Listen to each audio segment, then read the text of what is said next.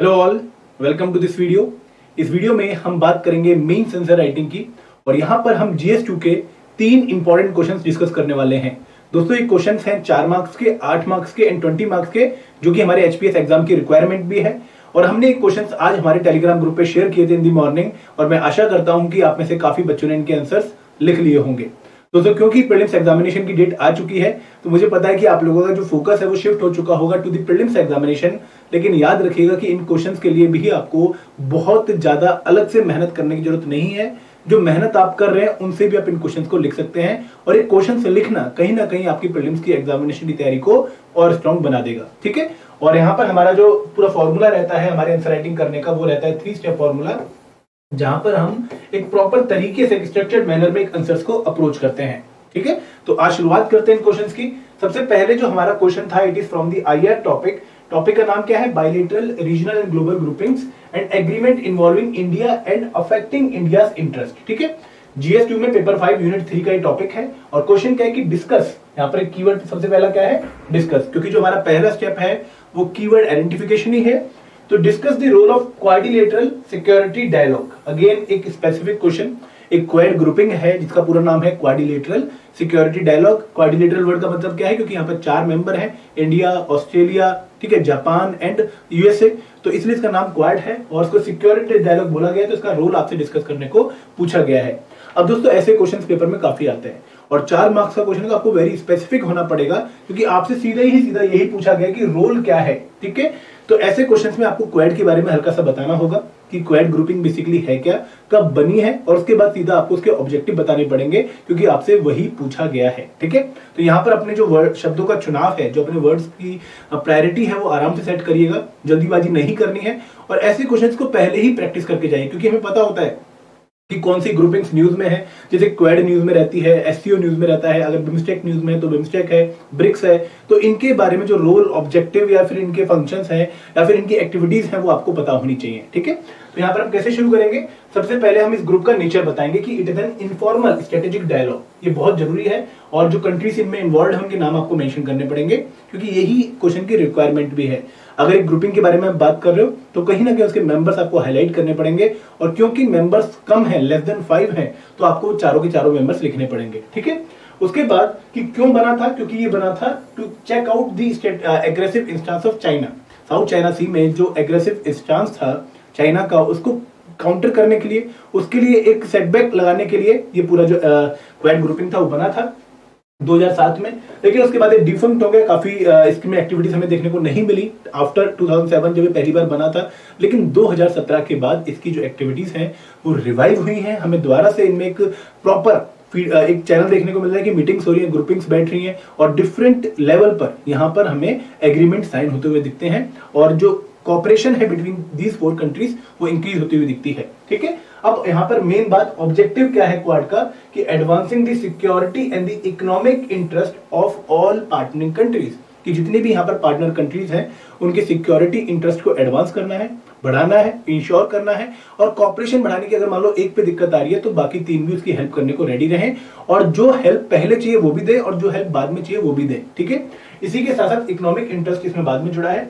लेकिन अब जो ये प्लेटफॉर्म है ये एक डिप्लोमेटिक कंसल्टेशन का प्लेटफॉर्म बन चुका है और कोऑर्डिनेशन कहीं ना कहीं इंश्योर कर रहा है between the participant country.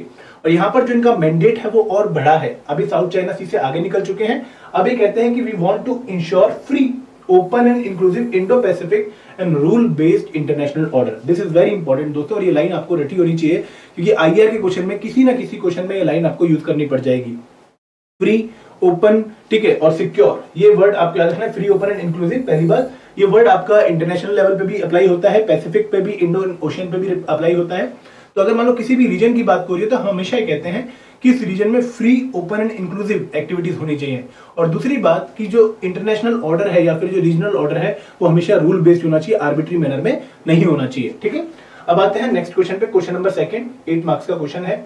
Again topic क्या है? Bilateral regional and global groupings और यूनिट 3 सब यूनिट 1 का क्वेश्चन है। फॉर एससीओ, जो हमारी एससीओ एक बहुत इंपॉर्टेंट ऑर्गेनाइजेशन है जिसका मेंबर बना है 2017 में पाकिस्तान के साथ, to become a successful regional grouping it has to overcome bilateral differences between its member and their respective geopolitical calculation comment. अब देखो यहाँ पर बेसिकली क्वेश्चन की थीम क्या है? क्वेश्चन की थीम ये है कि अगर एससीओ को एक बहुत अच्छी इंटरनेशनल ऑर्गेनाइजेशन बनना है, अपनी वैल्यू बढ़ानी है, तो कहीं ना कहीं जो उसकी पार्टनरिंग कंट्रीज हैं, जो उसमें मेंबर कंट्रीज हैं, उनके बीच में जो डिफरेंसेस हैं, बायलेटरल डिफरेंसेस, जो दो कंट्रीज के बीच में डिफरेंसेस है, जो जैसे मान लो इंडिया पाकिस्तान है, या फिर इंडिया चाइना है, या फिर रशिया और चाइना है, ऐसे मान लो अगर डिफरेंसेस है तो उनको पहले दूर करना पड़ेगा, तब जाके ये ग्रुपिंग अपना एक्चुअल ऑब्जेक्टिव हासिल कर पाएगी। आपको कमेंट करना है यहाँ पर, ठीक है। तो यहाँ पर क्वेश्चन की थीम बहुत सिंपल है, कीवर्ड आइडेंटिफाई कर लेते हैं। पहली बात, successful regional grouping it has to overcome bilateral differences, ये बहुत इंपॉर्टेंट वर्ड है और आपको वही क्वेश्चन की जो थीम है वो मैच करनी पड़ेगी, आपको बाइलेटरल डिफरेंसेस बताने पड़ेंगे, ठीक है। तो सबसे पहले अगेन हमारे पास सिंपल सा इंट्रोडक्शन क्या रहेगा कि हम एससीओ के बारे में बता देंगे कि एससीओ है क्या। अगेन दोस्तों, मैं आपसे रिक्वेस्ट करूंगा कि जितनी भी इंपॉर्टेंट इंटरनेशनल ऑर्गेनाइजेशन न्यूज में है, उनकी जो हेडिंग्स हैं, उनकी जो इंट्रोडक्शन है वो आप कॉमन बना के रख सकते हैं। बेसिकली आपको पता होना चाहिए कि वो ऑर्गेनाइजेशन का नेचर क्या है, एशियान हो गया, बिम्स्टेक हो गया, ब्रिक्स हो गया, अगेन कॉमन है, हम कर सकते हैं ये काम, है ना। SCO was founded in 2001 and is a Eurasian political, economic and military organization। ये इसका नेचर है कि यूरेशियन क्यों है, क्योंकि एक कंट्री रशिया की है, ठीक है, बाकी कंट्री एशिया की है, तो यूरेशियन हो गया। दूसरी बात कि यहाँ पर सिर्फ मिलिट्री या पॉलिटिकल एक्टिविटीज नहीं, इकोनॉमिक एक्टिविटीज भी है, तो इसका जो मैंडेट है वो थोड़ा बड़ा है, ठीक है। It comprise of Russia, China, Kazakhstan, Kyrgyzstan, Tajikistan, Uzbekistan, beside India and Pakistan. तो आपने मेंबर्स भी बता दिए, यहाँ पर इंपॉर्टेंट है। अब यहाँ पर इसके ऑब्जेक्टिव बताया आपने, अगेन ऑब्जेक्टिव बहुत बताने जरूरी पड़ेंगे, लेकिन मैंडेट लिमिटेड क्यों है, क्योंकि यहाँ पर बायलेटरल डिफरेंसेस हैं। किन के बीच में बायलेटरल डिफरेंसेस हैं? इंडिया चाइना के बीच में बायलेटरल डिफरेंसेस हैं, ठीक है, बॉर्डर इश्यूज हैं। फिर चाइना का जो one belt one road project है वो कहीं ना कहीं इंडिया के किर्गिस्तान वाले रीजन से जाता है, इंडिया को इशू है। Then India Pakistan bilateral issue है, बहुत पुराने इशू है और कभी खत्म ही नहीं हो सकते। Then India Russia bilateral relations में कहीं ना कहीं हमें एक डाउनवर्ड ट्रेंड देखने को मिलता है, क्योंकि हमारा जो दोस्त है वो यूएस से ज्यादा बनता जा रहा है। देखो, अगर आप 3 दोस्त हो, ठीक है, और उनमें एक ऐसा दोस्त है जिसकी दोनों से दोस्ती काफी अच्छी है, लेकिन अगर जिसकी दोस्ती दोनों से काफी अच्छी है वो एक तरफ इंक्लाइंड होना शुरू हो जाएगा, दूसरे दोस्त को बुरा लगना शुरू हो जाएगा। तो यहाँ पर ऐसा ही कुछ हो रहा है कि रशिया को कहीं ना कहीं अब एक नेगेटिव फीलिंग आनी शुरू हो चुकी है कि इंडिया का जो इंक्लिनेशन है वो टुवर्ड्स यूएस से थोड़ा बढ़ता जा रहा है। हमारे जो डिफेंस हम परचेज भी देखें तो कहीं ना कहीं रशिया का जो शेयर था फ्रॉम 70 मोर देन 70% वो डिक्रीज हो गया, लेस देन 40% हो चुका है। और कहीं ना कहीं इजराइल, फ्रांस और जो बाकी नाटो कंट्रीज हैं उनका जो शेयर है वो बढ़ता जा रहा है, ठीक है। तो ये एक इशू आना शुरू हो गया है। देन रशिया चाइना रिलेशन में भी हमें कई बार कंसर्न देखने को मिलते हैं। No doubt overall relation positive है, but still there are bilateral differences. और कुछ स्ट्रेटेजिक आउटलुक का इशू हमें देखने को मिलता है कि इसको लेबल किया गया है अलायंस ऑफ द ईस्ट। कहीं ना कहीं जो वेस्टर्न कंट्रीज हैं या फिर जो नाटो मेंबर्स हैं वो कहते हैं कि ये एक कॉन्टिनेंट स्पेसिफिक ऑर्गेनाइजेशन है, ठीक है, एक बहुत ही कोर रीजनल ऑर्गेनाइजेशन है और कहीं ना कहीं ये वेस्ट को काउंटर करने के लिए बनाई जा रही है। तो कहीं ना कहीं इस बायलेटरल इशू या फिर ओवरऑल फ्रेमवर्क को ओवरकम करना पड़ेगा एससीओ को। तो अगेन क्वेश्चन की रिक्वायरमेंट आपने मीट कर दी, आपने वैलिड पॉइंट दे दिए और एग्जांपल देना मत भूलिएगा क्योंकि वो बहुत जरूरी है, ठीक है, एग्जांपल आपके लिए मस्ट है। जैसे इंडिया के केस में आप बताएंगे कि जो ट्रेड है वो सिर्फ 10 बिलियन ट्रेड है, ठीक है, और जो पहले ट्रेड था चाइना का वो अब 100 बिलियन हो चुका है। तो अगेन आप कंपैरिजन कर रहे हैं, एग्जांपल मस्ट रहेंगे, डाटा मस्ट रहेगा, यही आपके क्वेश्चन को और तराशेगा, ठीक है। अब आते हैं आज के third question, last but not the least और बहुत important question, 20 marker, parliament and state legislature का क्वेश्चन है, GS2 पेपर 4 यूनिट 1 का। In the light of criticism surrounding the composition and functioning of Rajya Sabha, do you think it exist merely as a secondary house of the parliament? दोस्तों बहुत प्यारा question है और I really appreciate कि आप लोग इसका आंसर अगर लिख चुके होंगे तो बहुत बढ़िया रहेगा। तो क्वेश्चन क्या कह रहा है कि देखो, अब जो फंक्शनिंग अगर हम देखें या फिर जो कंपोजिशन देखें राज्यसभा की, तो उसको देख के क्या आपको लगता है कि राज्यसभा को सिर्फ एक सेकेंडरी चैम्बर बनाया गया है? ठीक है, आपको कमेंट करना है, ठीक है, आपको एक पूरी लाइन जस्टिफाई करके बताना है कि नहीं ऐसा नहीं है, या फिर अगर है तो कैसा है, ठीक है। तो यहाँ पर सबसे पहले आप बताओगे कि राज्यसभा को बनाया क्यों गया, हमारे जो कॉन्स्टिट्यूशन मेकर्स थे उन्होंने क्या सोच के राज्यसभा को इस्टेब्लिश किया। तो जो मेकर्स थे हमारे कॉन्स्टिट्यूशन के, उन्होंने बोला कि जो रोल ऑफ राज्यसभा रहेगा वो एक ऐसा इंस्टीट्यूशन रहेगा जो हमारे फेडरल प्रोविजंस को अपहोल्ड करेगा। मतलब क्या कि जो स्टेट्स के इंटरेस्ट हैं, क्योंकि राज्यसभा में मेंबर्स कौन होते हैं, स्टेट के लेजिस्लेटिव असेंबली के द्वारा चुने गए मेंबर, तो वो कहीं ना कहीं स्टेट्स के इंटरेस्ट को जस्टिफाई करते हैं। तो यहाँ पर स्टेट्स की रिप्रेजेंटेशन यूनियन लेवल पे बनाने के लिए हमने राज्यसभा को बनाया। प्लस हमने एक और थिंकिंग सोची कि अगर एक पॉपुलर हाउस रहेगा तो कहीं ना कहीं वो पीपल सेंट्रिक जो मोटिव्स हैं वो ज्यादा लेगा और वहां पर वो एक्सचेकर का जो खर्चा है वो ध्यान में भी नहीं रखेगा। अगर मान लो इलेक्शन आ रहे हैं, ठीक है, और आप ऐसे प्रोजेक्ट लॉन्च करे जा रहे हैं जो जनता आपको वोट पक्का देगी उनको देख के, लेकिन कहीं ना कहीं हमारी जो इंडियन इकोनॉमी है वो बैक साइड पे डाउन में जाएगी, ठीक है। आपने बोला कि हर किसान को मैं 10,000 रुपये फ्री में दूंगा या फिर हर विधवा को मैं 20,000 रुपये दूंगा, ऐसे आपने बहुत सारे इनिशिएटिव लॉन्च कर दिए, लेकिन वो इनिशिएटिव जो थे वो पीपल सेंट्रिक तो थे, लेकिन कहीं ना कहीं इकोनॉमी को हर्ट कर रहे थे। तो राज्यसभा एक तरह का चेक है, एक तरह का पॉपुलिस्ट मेजर जो होते हैं उन पे चेक लगाती है, कंट्रोल करती है ऐसी एक्टिविटीज को और बैलेंस रखती है चीजों में, ठीक है। तो यूनियन को यहाँ पे पहला है कि interest of the state of the Indian union could be projected and इसके साथ साथ checks and balances against the dominance of unicameral legislature, ठीक है। तो जो यूनिकैमरल लोकसभा होगी उसकी डोमिनेंस को चेक करने के लिए, उसमें पॉपुलिस्ट मेजर्स को चेक करने के लिए और कहीं ना कहीं थिंकिंग प्रोसेस में एक सेकंड लेवल प्रोवाइड करने के लिए।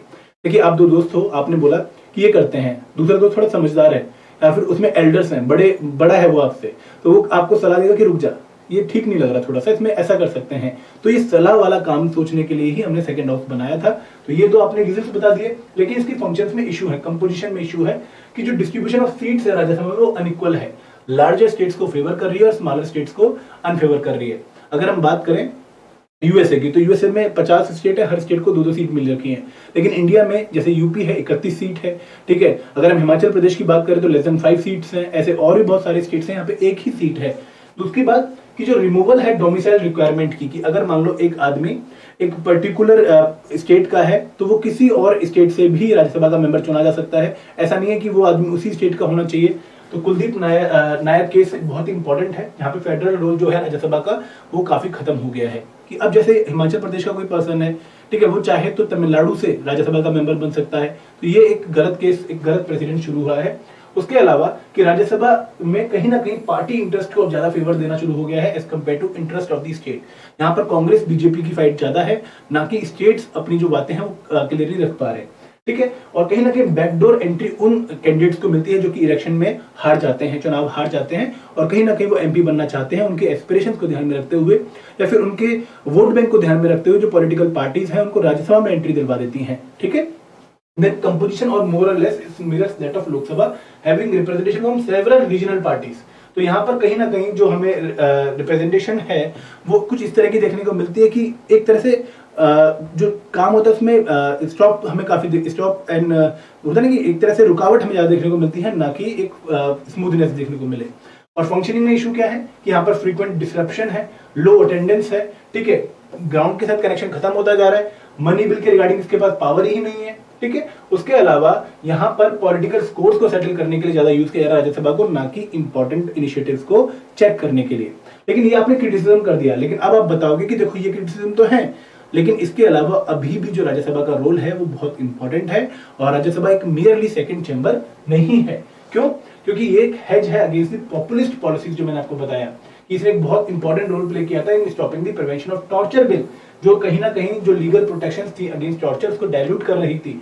राज्यसभा एक रिवाइजिंग चैम्बर है, जो भी इंपॉर्टेंट बिल होते हैं उनको रिवाइज करता है, बताता है कि इनमें ये सही है, ये सही नहीं है, ठीक है।